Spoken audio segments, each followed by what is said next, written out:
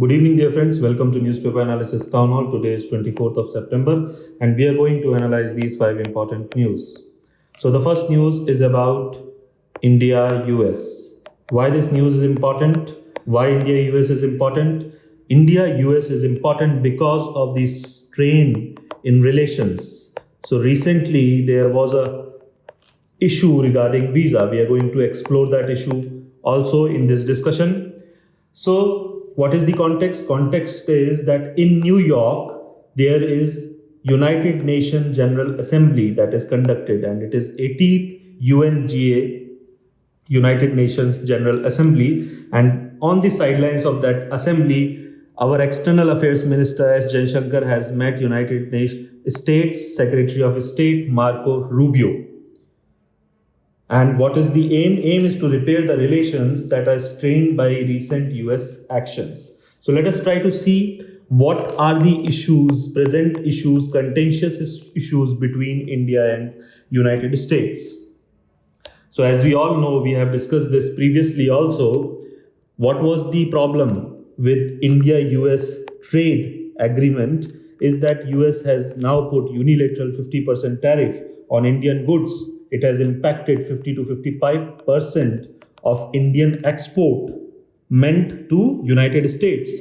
It has led to loss for Indian exporters. It has led to loss of jobs in various MSMEs and various factories.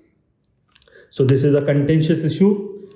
However, there is a good news that recently the representative from USA and India met informally in India, and now Commerce Minister Mr. 𝐼𝐸𝐴𝐸𝐿 is also in USA for parallel discussion on trade agreement. Now the recent issue that has come up is Donald Trump has announced sharp increase in H-1B visa fees, and earlier this fees used to be somewhere around $2,000 to $5,000, and now each new applicant has to give the fees of $1 lakh US. So it is a huge increase in this application fees that has led to tremendous disruption and anxiety in IT companies and IT employees who are there in United States. Now let us try to see what is this H-1B visa is. So H-1B visa is a legal immigration program that allows US employers to temporarily hire a skilled foreign worker in specialty occupations. So please understand that these 3 terms are very important. The question can come in your prelims examination. H-1B visa allows for temporary hire. It is not permanent. It does not give any permanent citizenship, unlike green card. It is only applicable for skilled workers and in specialty occupations such as healthcare, tech, finance, and other science technology fields. This job requires at least bachelor's degree or higher degree and application of specialized knowledge. So this visa program was created under Immigration Act of 1990, United States of America, to address critical workforce needs. Now the 80%, up to 80% beneficiaries under H-1B visa are Indians. You can say from 70% to 80% beneficiaries are Indians. After that, Chinese. So Indians are most likely to be affected by any changes, any abrupt changes in the H-1B visa program. Now H-1B visa program from Indian perspective has given a lot of skilled workforce to United States of America and therefore contributed to USA's economy. However, from USA's perspective, it has led to loss of jobs for Americans. So that is the issue here. Now let us see what is going to be the resolution. However, the fee is hiked. Some commentators have said that this hike in fee will impact USA, its companies. However, some commentators are saying that USA can absorb this shock and actually it will affect the Indian companies, because the workers that will return to India,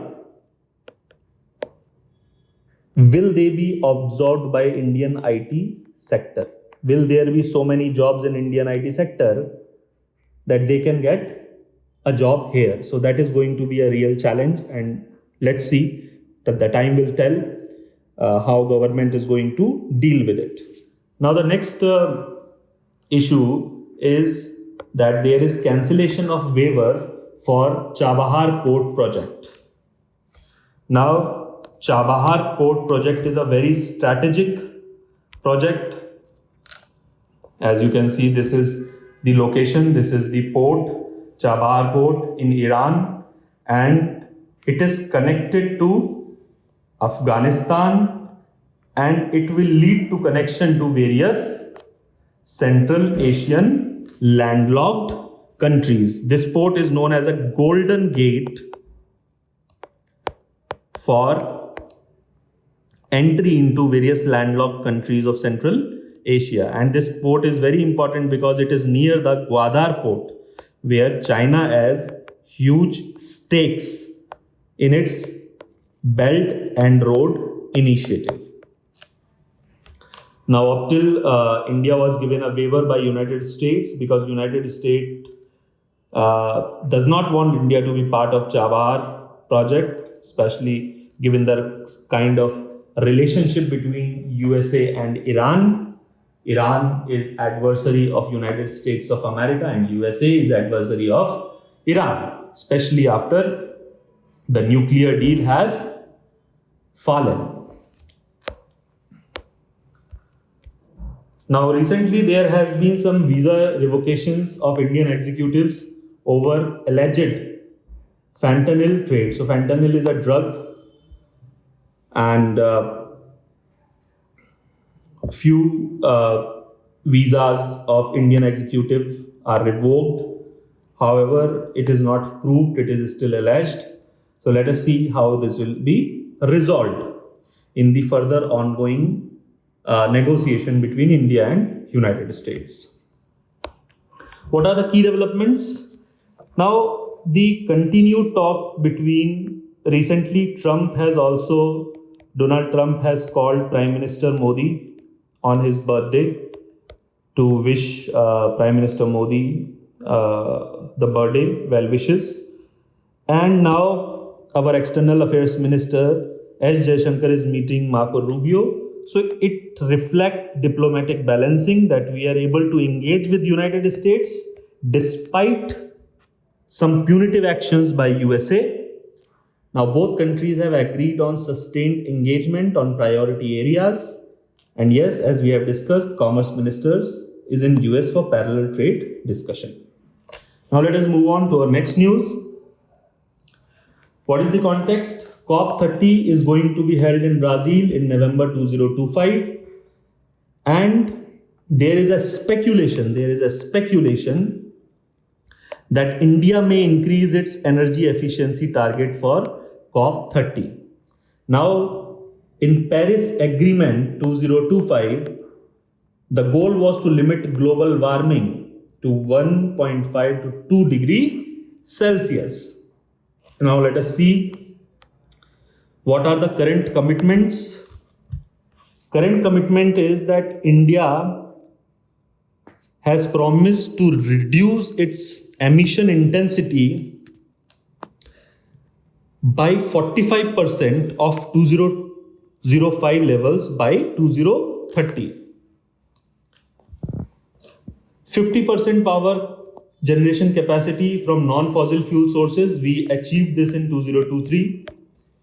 Create carbon sink of at least 2 billion tons equivalent CO2 by 2030. Now India is going to update its nationally determined contribution with higher energy efficiency. That is the speculation. Now let us see some global context. Even if there is full implementation of present NDCs by all countries, then also there would be a warming of up to 3 degrees Celsius by 2100. So it would be double than what we had planned in Paris Agreement. So it would lead to huge climate change issues. European Union, they are moving towards 90% of efficiency cut by 2040. They want it to be 2035. It's not final yet. Australia 62 to 70% cut by 2035. US has already exited Paris Agreement under Donald Trump first term of his presidency. China's position is unclear. What are the challenges? Developed countries are not giving any funding to developing countries, and fossil fuel remains essential for developing countries like India. So that is the development requirement also. So that is it in this news. You can expect some prelims specific questions from here. Now let us move on to our third news. So third news is about World Bank to fund Tamil Nadu Village Council for mangrove plantation. So in our previous town halls, we have discussed mangrove. What is mangroves? Mangroves are plantation that can thrive in salty water, and they are very important source of carbon sink also. They are very important source for mineral recycling. They allow biodiversity to thrive, and they build protection against natural disasters such as tsunami. So TN Shore Project, Tamil Nadu Coastal Restoration Mission, it is approved in September 2025. Its aim is to strengthen coastal resilience and economy, basically to build bioshield through mangrove plantation. What is the funding? Funding 1000 crore by World Bank and rest by state government. What are the objectives? Restore 3000 hectare of sea area, the areas around sea, and safeguard endangered species, especially like turtle, dugongs, and promote ecotourism and plastic waste management. Now, with respect to mangroves, 1000 hectares to be restored. World Bank to fund directly Village Mangrove Council, so that is very important. And Tamil Nadu already has 41.9 square kilometers of mangrove cover that is set to increase after the implementation of this project. Now let us move on to our next news. So next news is about defense. In October, India to hold a military drill, joint exercise. What is the name of this exercise? The name is Cold Start. So Army, Navy, Air Force all will participate. It is going to be held in Madhya Pradesh. And what it will do? It will test drones and counter drones system, because they have become very important part in modern warfare, which we saw in Operation Sindoor, also which we are seeing in the fight of Israel, Hamas, Ukraine, Russia, that how drones are becoming new arena, a new method of warfare. Next news is about personality news. Recently, Assam singer Zubin Garg, who is known as Heartthrob of Assam, he has taken Assam music to the next level, to world stage, Assam music to global stage. He died in Singapore while swimming. He had gone there to attend a Northeast Music Festival.